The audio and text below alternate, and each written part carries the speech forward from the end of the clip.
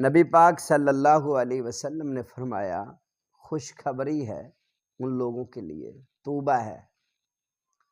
طوبیٰ کی تفسیر تو ہم پہلے پڑھ چکے ہیں کہ طوبیٰ کسے کہتے ہیں۔ فرمایا طوبیٰ شجرۃ فی الجنۃ مسیرتھا مئۃ عام۔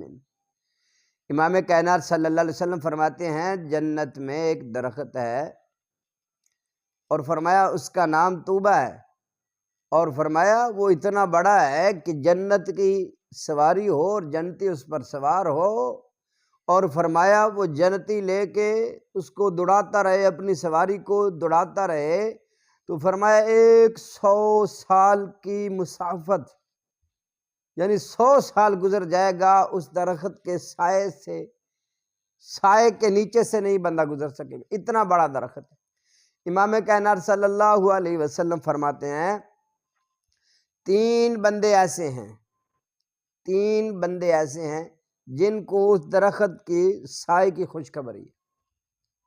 طوبیٰ فرمایا خوشخبری ہے ان کے لیے، 3 بندوں کے لیے۔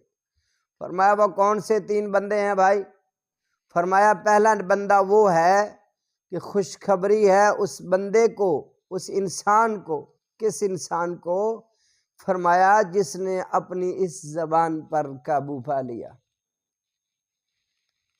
یہ جو زبان ہے نا، اللہ اکبر، یہ جو زبان ہے، جس بندے نے اس پر قابو پا لیا، چلاتے ہوئے اس کی اوپر پوری توجہ کی، اس کا استعمال خیال سے کیا، کسی کا دل نہ توڑا، کسی کو اس زبان کے ذریعے سے زخم نہ دیے، فرمایا اس بندے کے لیے طوبیٰ کی خوشخبری ہے، اس درخت کی خوشخبری ہے، جنت کے اس درخت۔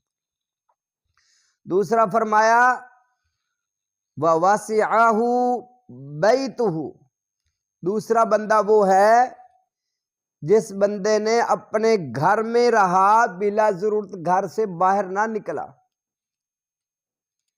اپنے گھر کو وسیع کر لیا، اپنے گھر میں رہا، کوئی ضرورت پڑی تو گھر سے باہر گیا، ورنہ اپنے گھر میں رہا۔